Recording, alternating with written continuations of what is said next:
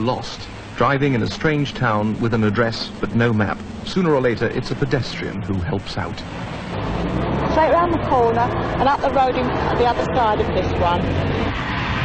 But pedestrians naturally think in terms of walking. All too often, the driver meets a wall of signs, forcing him to go in quite the wrong direction. So, ask again. I've heard of it, but I couldn't tell you how to get there.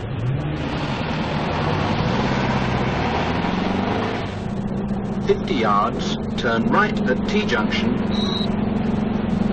175 yards, turn left at Crossroads.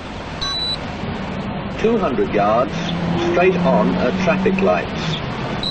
Now that's what I call a really good navigator. A clear, precise instruction, given him plenty of time for me to position myself in the road so that I can negotiate the hazard or the change of direction with the utmost convenience.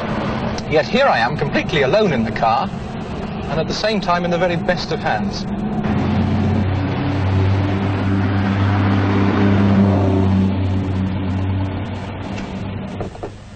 My navigator is this pre-recorded cassette of tape. On it are all the instructions I need to find my way around this route, and if I ever use a different route, I simply use a different cassette. Most of the time, the playing unit is switched off. It's only switched on to relay the instructions to me, and those times are dictated by this control unit, which is mounted underneath the dashboard. On the end of each instruction is recorded a bleep, and it's the precise length of this bleep which tells the control unit how far the car has to travel before the next instructions are due. The cassette player is connected to the control unit here. Here, the control unit is connected to the car mileometer, and as my road wheels rotate, taking me forward, this wheel on the control unit rotates. Now its revs are counted, and when that count corresponds with the information stored here from the bleep at the end of the last instruction, the next instruction is given. Now this unit will work with any make of car. All it needs to know to make sure it keeps me on the right road is the size of tyre that I'm using, and I can give it that information by clipping in the appropriate circuit board. Right, let's put the unit back together and give it another spin.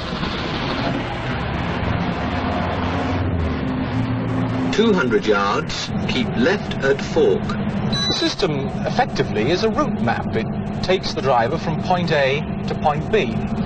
This prototype program has been set up over 20 miles in the Chatham area of Kent, covering roads through town and country. And the designers have tried it out using a number of different drivers, and they've discovered that despite differences in techniques, speed, tyre pressures and the like, their program over that 20 miles is accurate to within 30 yards. 250 yards, turn left at Crossroads. Applications for a system like this that spring to mind: self-drive hire cars from London Airport to the big hotels in the city centre. Routes could be programmed for these in all the languages of the world. Bus drivers could be trained on new routes with the utmost convenience. The designers have even had some inquiries from a firm that specialises in chauffeur-driven hire cars taking American tourists around the stately home circuit. It seems that the demand for chauffeurs far outstrips the supply. And the last thing a wealthy American wants when he's spending hundreds of dollars on his car is for the driver to get lost. Turn right immediately before zebra crossing into Maidstone Road. There is one drawback in all this, though. If for some reason or another the road system has been altered, there are roadworks or some diversion in force which isn't programmed on the tape, well then this whole business just becomes one glorious guided mystery tour. 350 yards, turn right at T-junction. Turn left at Crossroads. Turn right immediately before zebra crossing.